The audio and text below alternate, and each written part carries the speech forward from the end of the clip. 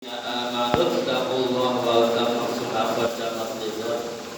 wattaqullah innallaha khabirun bima ta'malun. Shadaqallah. Ma'asyiral muslimin, jamaah salat Jumat rahimakumullah. Pertama dan paling utama, mari kita panjatkan puji dan syukur kepada Allah Subhanahu wa taala yang selalu memberikan nikmat kepada kita semuanya, terutama nikmat iman, nikmat Islam, nikmat kesehatan jasmani dan rohani, serta nikmat kesempatan luang dan panjang umur, sehingga alhamdulillahirabbil alamin di siang hari ini kita bersama-sama dapat berkumpul di masjid yang kita cintai ini, kita berangkat menjalankan salah satu perintah Allah Subhanahu wa taala yang diwajibkan bagi muslim laki-laki, yaitu sholat Jumat. Salawat dan salam semoga terlimpahkan tercurahkan kepada baginda Nabi Muhammad SAW beserta para keluarga, para sahabat dan umatnya, yang mudah-mudahan kita semua termasuk umatnya yang setia hingga di akhir zaman dan syafaatnya. Amin ya rabbal alamin. Selanjutnya, mari berwasiat kepada diri sendiri dan umumnya kepada para jamaah, mari kita tingkatkan iman dan takwa kita kepada Allah Subhanahu wa taala dengan menjalankan perintah Allah dan apa yang dilarangnya. Ma'asyiral muslimin rahimakumullah. Pada saat ini kita berada di penghujung tahun 2025, di Jumat terakhir. Kita saksikan bersama bahwa setiap di akhir tahun terjadi musibah. Musibah yang datangnya tiba-tiba, tidak ada satu orang pun yang tahu. Dari gunung meletus, banjir bandang, angin topan, tanah longsor terjadi secara bersamaan dan silih berganti. Mengapa demikian? Supaya dengan musibah ini orang-orang ingat kepada Tuhannya, mau kembali kepada Allah Subhanahu wa taala. Coba kita lihat, ketika Allah memberikan musibah kepada sebagian masyarakat, banjir atau sebagainya, siapa yang sebutkan? Allah, Allah, Allah, Allahu Akbar, la ilaha illallah. Itu yang sebutkan. Apakah dengan cara ini kita akan melihat Allah? Tentu tidak. Artinya apa? Ketika musibah datang, jadikanlah pelajaran bahwa kita ini harus kembali kepada Allah Subhanahu wa taala dengan hati yang ikhlas, menjalankan perintahnya dan menjauhi larangannya. Coba kita perhatikan, setiap akhir tahun terus seperti ini. Apakah kita kembali kepada Allah setelah selesai? Belum ada. Kita bersyukur yang tinggal di sini tidak kebagian musibahnya. Coba kita berada di posisi di Aceh, di Sumatera, ataupun kemarin di Cirebon di banjir. Ya, biasa berjamaah, mereka tidak berjamaah. 5 waktu ya, keadaan sedang porak-poraknya. Bahkan setelah musibah masih banyak PR, lumpur masih tinggi, kelaparan, ketakutan, itu adalah musibah. Ketika datang tidak pilih-pilih, semuanya pasti dapat musibah. Orang beriman, tidak beriman, yang soleh, tidak soleh, semua ketika musibah datang tidak ada yang mampu menghindarinya. Ini adalah gambaran yang kecil yang terjadi yang sekarang ini. Mereka sudah ketakutan, mereka sudah kehilangan harta bendanya, bahkan harta yang mereka punya,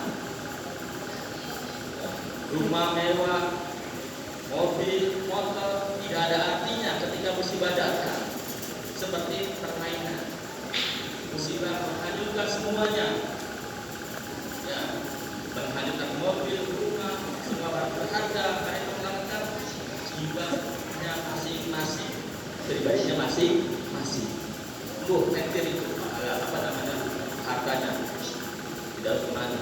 Tapi mereka masih punya iman dan Islam. Itu yang sangat penting. Masyarul muslimin rahimakumullah. Dalam sebuah perjalanan panjang, kita harus menyempatkan diri berhenti istirahat untuk mengumpulkan kembali semangat dan tenaga guna melanjutkan perjalanan.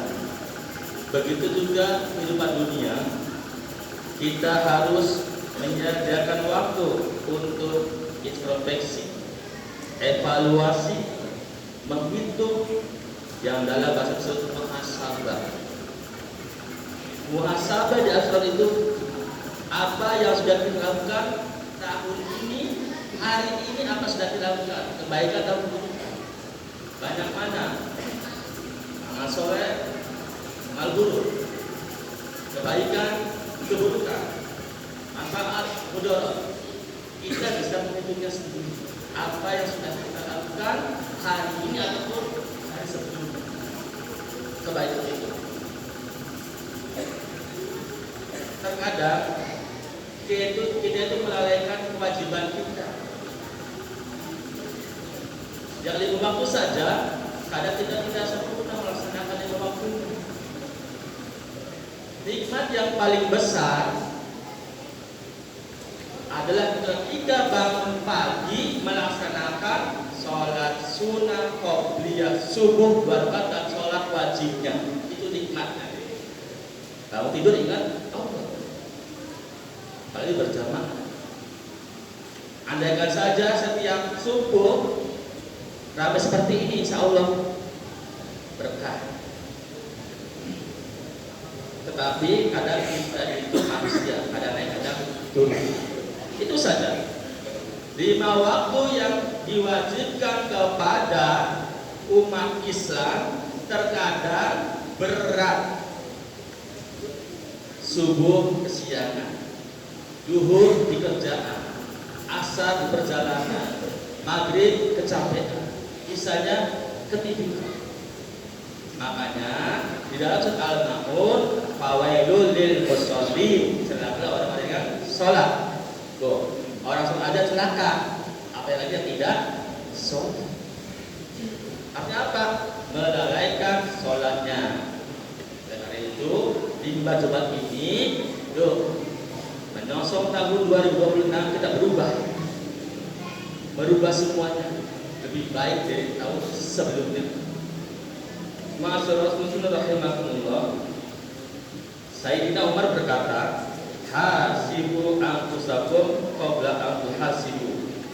Hisablah diri sendiri sebelum kalian dihisab. Jadi sebelum dihisab oleh Allah Subhanahu wa taala, kita menghisab sendiri, menghitung-hitung apa yang sudah kita lakukan, dosa apa yang kita lakukan, perbuatan apa yang sudah kita lakukan, amal solehnya beres enggak, seimbang tidak, antara amal soleh dan amal buruk itu seimbang tidak, atau lebih banyak amal buruk. Oleh karena itu, sebelum datang hari penghisaban, sekarang kita menghisab diri dulu. Hari ini sholat subuh, hari ini sholat duhur. Itu kewajiban yang rutin kita lakukan, terkadang kita lalai dengan sengaja meninggal. Masyaallah muslimin rahimakumullah. Orang yang cerdas, sukses adalah orang yang bisa mengevaluasi dirinya sendiri serta beramal untuk kehidupan sesudah kematiannya. Sedangkan orang yang lemah adalah orang yang mengikuti hawa nafsunya.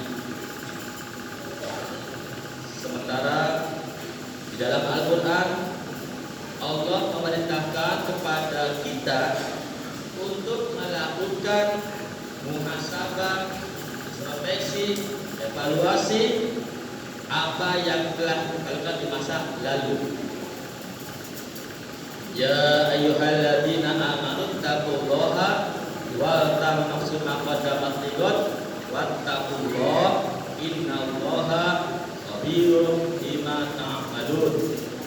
Hai orang-orang yang beriman, bertakwalah kepada Allah dan hendaklah setiap diri memperhatikan apa yang telah diperbuatnya untuk hari esok akhirat ya, dan bertakwalah kepada Allah Subhanahu wa taala, sesungguhnya Allah Maha mengetahui apa yang kamu lakukan. Masyaallah muslimin rahimakumullah. Perintah Allah dan Rasul ini adalah sebagai catatan penting tentang manfaat muhasabah, evaluasi yang kita lakukan.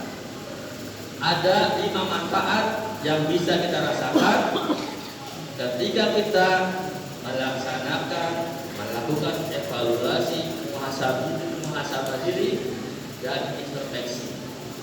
Yang pertama, sebagai wahana mengoreksi diri. Dengan introspeksi diri, kita akan mampu melihat kembali perjalanan hidup sekaligus mengoreksi manakah yang dominan, yang paling banyak dari perjalanan selama ini. Kita hidup di dunia minimal atau maksimal 63 tahun.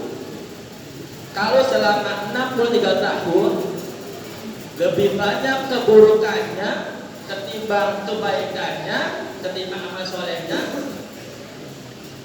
maka itu yang dipertanggungjawabkan. Masyaallah rahimakumullah. Yang kedua, muhasabah diri adalah upaya memperbaiki diri. Dengan muhasabah ini kita akan mampu kelebihan dan kekurangan diri yang kemudian harus diperbaiki di masa yang akan datang.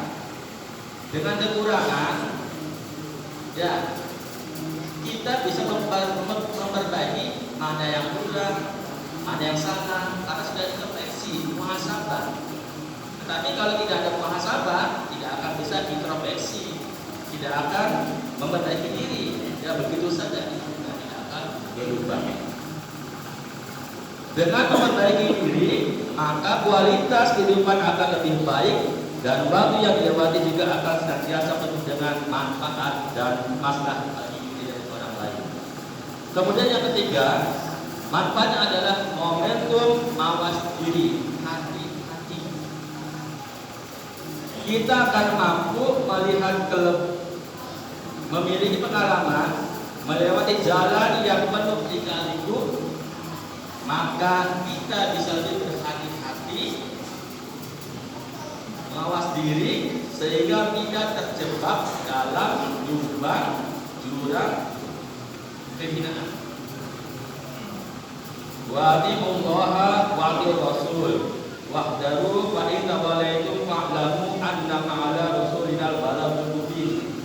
Taatlah kamu kepada Allah dan taatlah kamu kepada Rasul serta berhati-hatilah.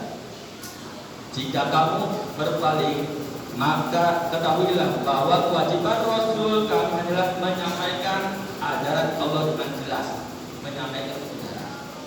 Kita ini umat yang beruntung, umat yang mulia karena jauh dari kita tidak pernah tahu wajahnya, kita jauh dengan sahabat jauh, tetapi kita mau melaksanakan ajarannya. Sudah umat yang terbaik kita itu.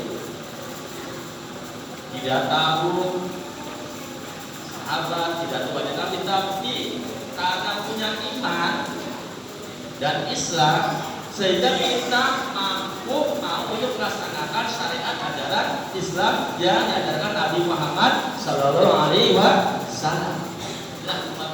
Baik, beda dengan terdahulu. Sahabat bertemu dengan nabinya, Nabi bertemu dengan orang-orang soleh. Tidak ini jauh dengan umat jaraknya.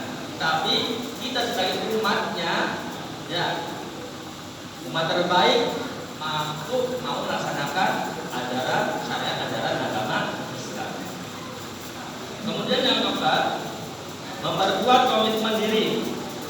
Setiap manusia yang hidup di dunia pasti memiliki kesalahan. Tidak ada, pasti semua punya kesalahan. Oleh karena itu, muhasabah ini penting untuk memperbaiki diri agar tidak mengulangi kesalahan lagi.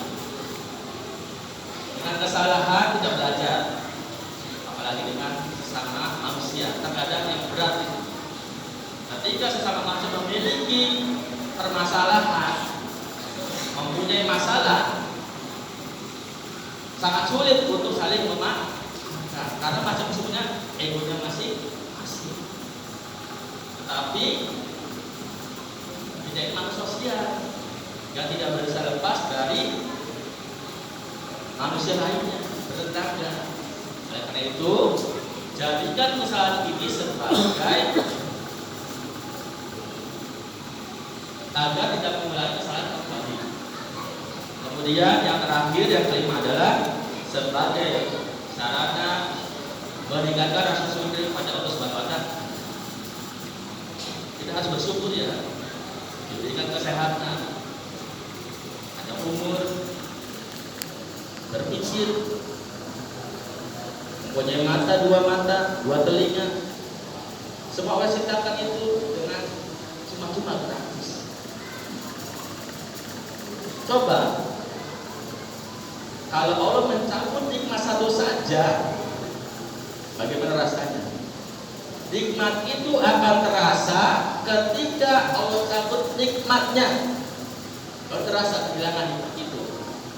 Contoh, yang sehat, tetapi ketika Allah kasih sakit, baru terasa, ya Allah, mengapa saya sakit seperti ini? Ya Allah tersebut dengan sakit itu mereka ingat Allah. Tetapi ternyata ketika sehat lupa kepada Allah. Begitu juga ketika mempunyai harta berlebih akan terasa ketika hartanya diambil oleh Allah. Sekejap bisa hilang. Akan terjadi ya. Jika banjir bandang, harta yang sekejap sudah dari Allah. Kita berusaha bekerja keras mengumpulkan harta, tetapi hanya sekejap hilang begitu saja. Ya, terasa di dunia Allah, kenapa kau ambil harta kami? Ya Allah, kenapa kau menghilangkan harta kami? Nanti baru terasa ketika nikmatnya dicabut. Makanya sebelum nikmat dicabut, kita menjaga nikmat tersebut. Jangan sampai ketika kita sudah menjadi orang sukses, sehat walafiat, waktu luang, tetapi Allah berkata lain. Ya, mudah bagi Allah. Oleh karena itu, di akhir penghujung 2025 ini, yuk kita bersama-sama bersabar, mengevaluasi apa yang sudah kita kerjakan hari ini atau hari kemarin, karena waktu tidak akan terulang kembali. Ma'asyiral muslimin rahimakumullah, demikianlah dan durasikan ini. Mudah-mudahan kita semuanya diberikan oleh Allah Subhanahu wa Ta'ala kenikmatan iman dan Islam, diberikan kesehatan, diampuni dosanya, dan mudah-mudahan tahun 2025 yang akan meninggalkan kita semua menjadi evaluasi bagi kita apa yang kita kerjakan. Aku lihat wajah ada, wassalamualaikum warahmatullahi wabarakatuh.